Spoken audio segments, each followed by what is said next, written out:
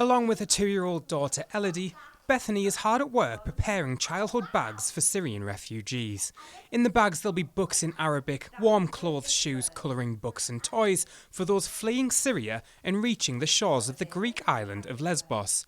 It's after a Just Giving page was set up on Thursday, which has now raised over £24,000 to help the refugee crisis.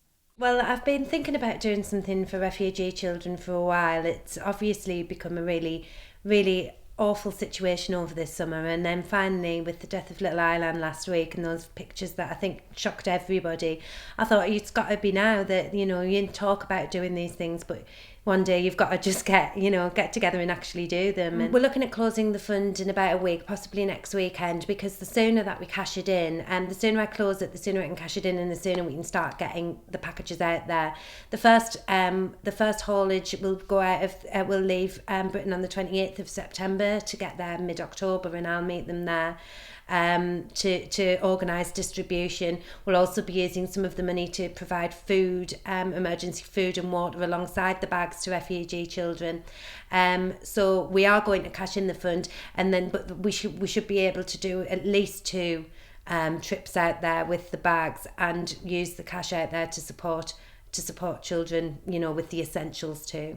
But Bethany is under no illusions after seeing the crisis in the world media that the sight she might see could be particularly harrowing. Yeah, of course I'm nervous about that. I'm a mother myself. I've got a 2-year-old and a 7-month-old, which is one of the reasons that, that it spurred me so much, the idea of having to flee for your life with your children. I mean, none of us can imagine really what that must be like, how terrified you must be, where you've got to choose between a rickety boat or an army advancing behind you with guns who want to do the most horrific things to you and your family. So I am prepared as much as I can be for that.